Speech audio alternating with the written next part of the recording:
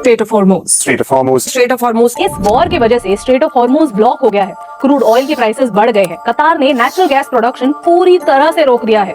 कितने सारे इंडस्ट्रीज कुछ हफ्तों में कम्प्लीटली बंद हो सकते हैं। भारत की इकोनॉमी मिनिमम 1% से गिर सकती है। हाई ऑयल प्राइसेस के कारण पूरे गवर्नमेंट बजट और सब्सिडीज की वाट लगने वाली है। डॉलर की प्राइस बढ़ती जा रही है, जिसका इम्पैक्ट कई सेक्टर्स पर होगा। एज ऑलवेज, क्योंकि हम किसी भी चीज की प्लानिंग नहीं करते, हम लूज लूज सिचुएशन में हैं। इस वॉर का इतने इंडस्ट्रीज पर इम्पैक्ट होने वाला है कि लिटरली इसके बारे में सोचकर मुझे पैनिक अटैक्स आ रहे हैं। The entire indication is here at the Chandigarh's gas agency. You get the crowd around me. These are all the people who are waiting for their gas cylinders and endlessly waiting. Breaking news that's coming in. This is very, very crucial. What we are learning: India cuts special additional excise duties on petrol, diesel. At a time when several hotels across Bengaluru are either shutting down or trimming down their menus due to a severe supply shortage in LPG cylinders, one hotel in Bengaluru's Koramangala area. LPG gas Patna में मिल ही नहीं रहा है। थोड़ा सा gas उसका किल्लत हुआ है। अरे बताओ गैस काहे महंगा हो गया? ऐसे डायरेक्ट नहीं पूछेंगे तो करिए ये देंगे तो बताइए तो बताइए। और जब से ईरान इराक युद्ध हुआ है ना, ये आदमी कह दिया लकड़ी मत फेंकवाओ वापस जाना पड़ेगा गैस छोड़ के लकड़ी। नमस्कार दोस्तों, तो आइए जानते हैं इन गैस क्राइसिस के पीछे का रीजन क्या है।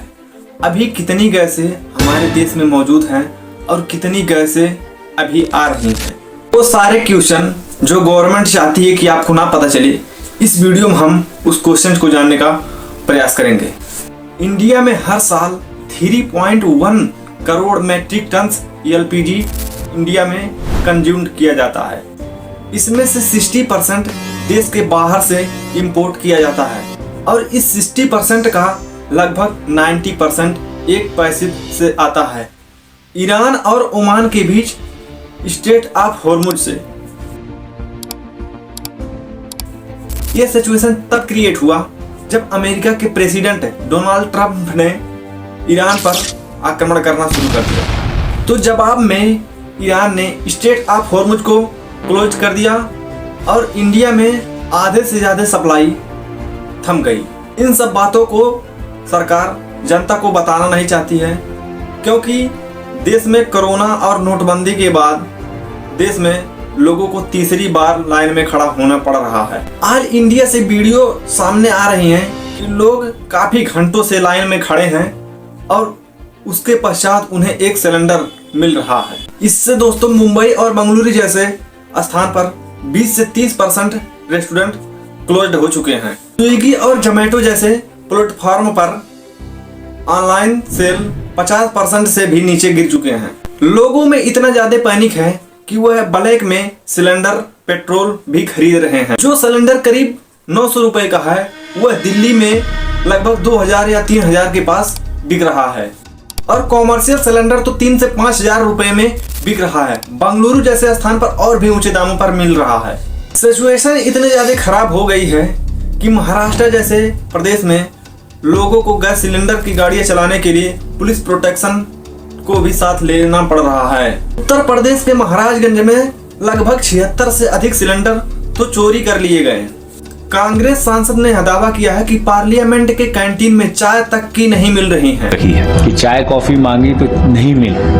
क्यों नहीं मिला? कॉफी या चाय संसद के कैंटीन में, और आप बोलते हैं पानी।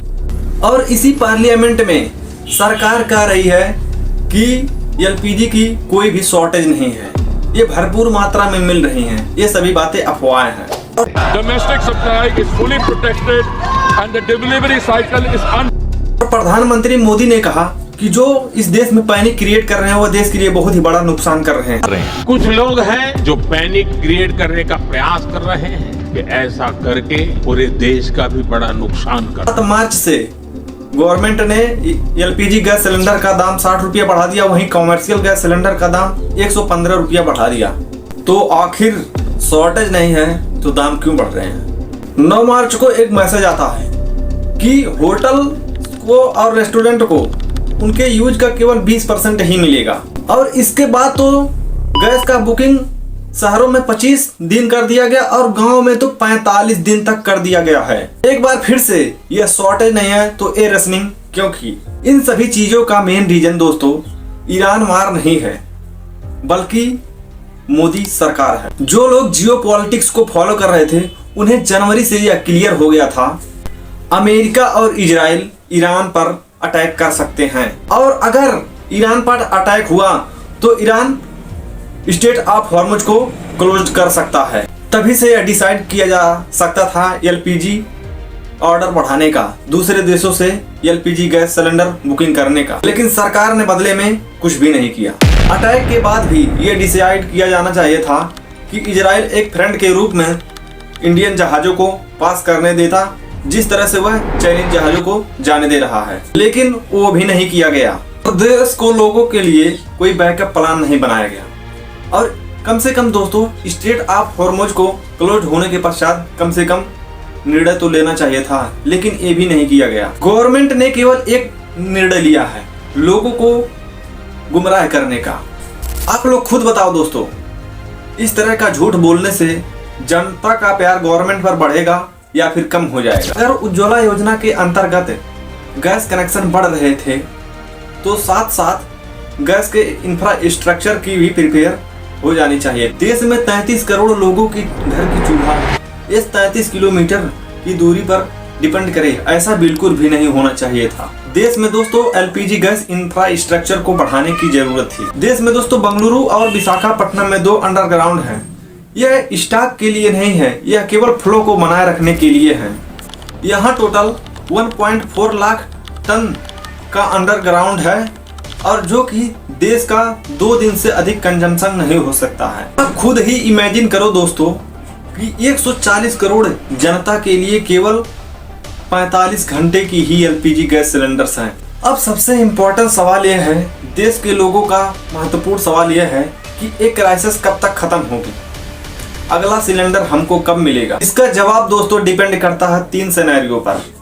सिनेरियो 1, सीज फायर जल्दी हो जाए, बातचीत चल रही है। सिनेरियो नंबर 2, ऑल्टरनेटिव सप्लाई काम कर जाए।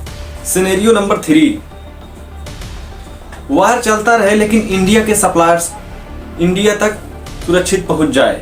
इसको लेकर डिस्कस तो खूब हो रहे हैं, मीडिया में इसके बहुत सारे झूठ भी फैलाए जा रहे हैं। अभी करंट न्यूज यह है कि फॉरेन मिनिस्टर जयशंकर ने कहा है कि अभी कोई एग्रीमेंट नहीं मिली। सबसे सीधी बात दोस्तों यह है कि जब तक वार नहीं खत्म होगा तब तक गैसेस बिल्कुल भी नहीं आएंगी। इन सब बातों को छोड़ते हैं और एक इम्पोर्टेंट मुद्दे पर बात करते हैं। इन सिचुएशन में आप क्या कर सकते हो? 2 से 3 हजार रुपए में दोस्तों एक इंडक्शन आ जाती है, इसका उपयोग आप कर सकते हो।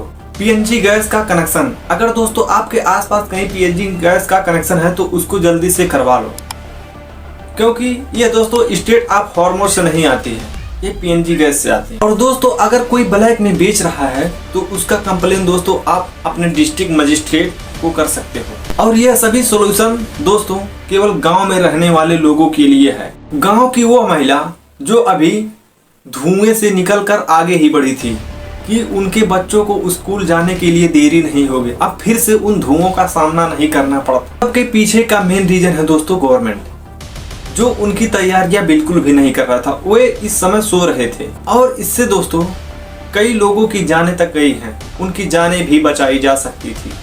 अगर दोस्तों आपको यह वीडियो इन्फॉर्मेटिव लगा तो दोस्तों वीडियो को लाइक करिए, चैनल को सब्सक्राइब करिए और वीडियो को ज़्यादा से ज़्यादा शेयर करिए। मिलते हैं आपसे एक नेक्स्ट वीडियो में, तब तक के लिए जय हिंद, वंदे मातरम।